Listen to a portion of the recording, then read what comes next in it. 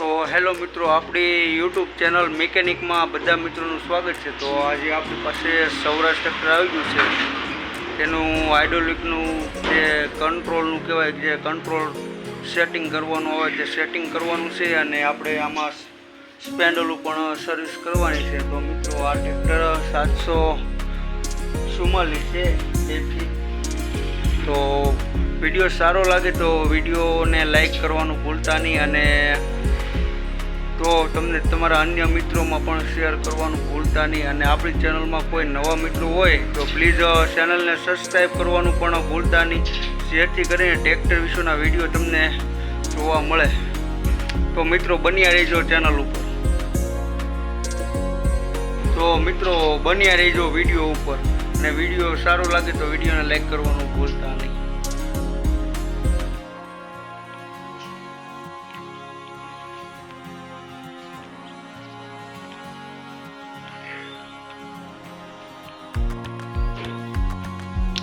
તો મિત્રો, તમે જોઈ શકો છો કે આપણે એક સાઈડનું સ્પેન્ડલ ખોલી નાખ્યું છે, તેમાં ડાબ બેરિંગ તૂટી ગયા છે, તો માટે સ્પેન્ડલ પણ ખોલી છે। અને હા મિત્રો, તમે બેરિંગની કન્ડિશન પણ હું તમને બતાવી શકો છો। તો મિત્રો, તમે જોઈ શકો છો કે બેરિંગની કન્ડિશન સાવ બેરિંગ તૂટી ગયા છે। તો મિત્રો, ત્યારબાદ આપણે બીજી સાઈડનું પણ સ્પેન્ડલ ખોલવાનું છે, તે પણ હું તમને બતાવું છું કે આપણે એ સાઈડનું પણ ખોલી લીધું છે સ્પેન્ડલ।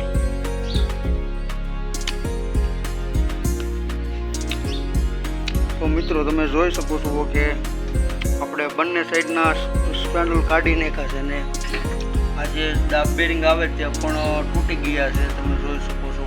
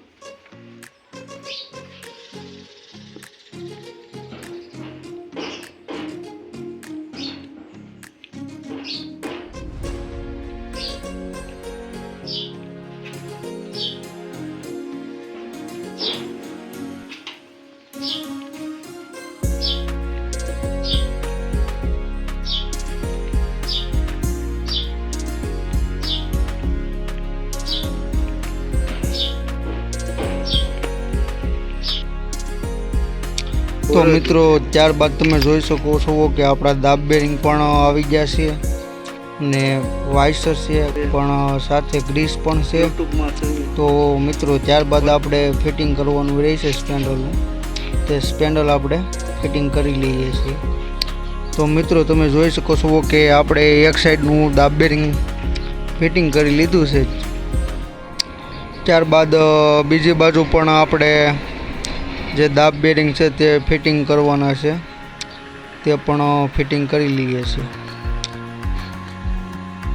તો મિત્રો, આવા વિડીયો માટે એક લાઈક તો બને, તો વિડીયોને લાઈક કરવાનું પણ ભૂલતા નહીં।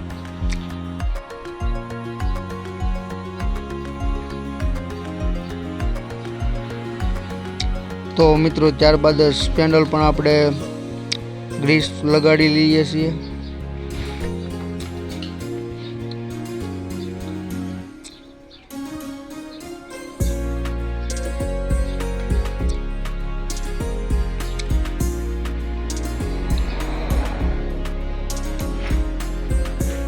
તો મિત્રો, ત્યારબાદ આપણે સ્પેન્ડલ પણ ફિટિંગ કરી લઈએ છીએ।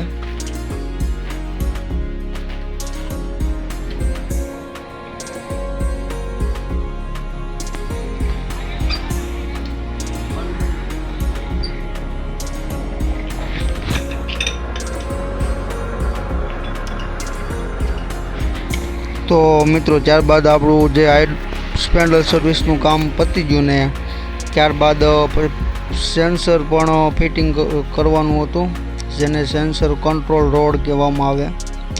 તેમાં પ્લે બહુ ઝાઝી હતી, માટે પ્લે આપણે ઓછી કરીને ફિટિંગ કરવાનું છે.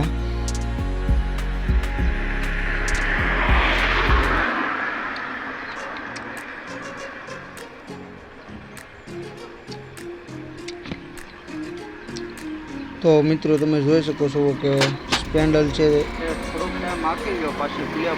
જે સેન્સર છે તે આપણું કમ્પ્લીટ થઈ ગયું છે. અને ત્યારબાદ આપણે થોડીક સાફ સફાઈ પણ કરી લઈએ છીએ, જેથી કરીને માટીને તેવું સાફ કરી લઈએ છીએ. કેમ કે આ ટ્રેક્ટર રોટાવેટરમાં ચાલે છે એટલે ધૂળ તો હોય જ, માટે સાફ કરવું પડે.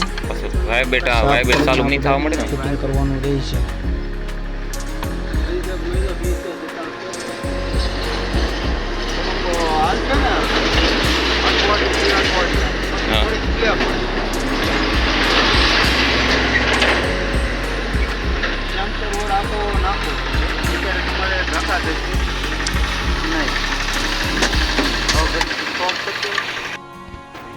તો મિત્રો આપણી સફાઈ પણ થઈ ગઈ છે.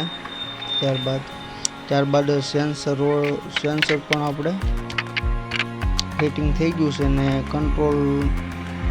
ને કંટ્રોલ સેન્સર કહેવામાં આવે તે આપણે ફિટિંગ કરવાનું રહે છે. તો એ પણ આપણે ફિટિંગ કરી લઈએ છીએ.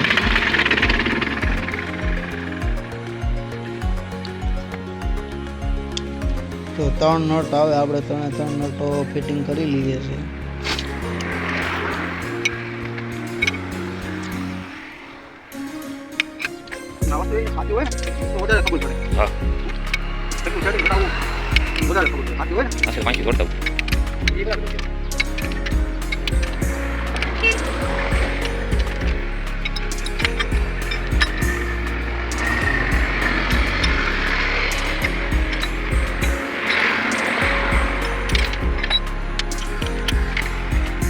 સામાન હળમાં હાલે એ બધું હાલે એવું.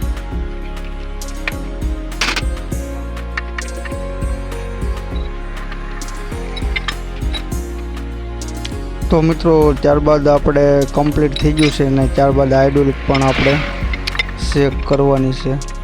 તો મિત્રો આપણું જે કામ હતું તે કમ્પ્લીટ થઈ ગયું છે, તમે જોઈ શકો છો. ઓકે, ત્યારબાદ હાઇડ્રોલિક પણ તમને ચેક કરીને બતાવીશું. તો મિત્રો ફરી મળીએ નવા વિડીયો સાથે અને નવા અંદાજ સાથે. ત્યાં સુધી બધા જ મારા મિત્રોને જય હિન્દ.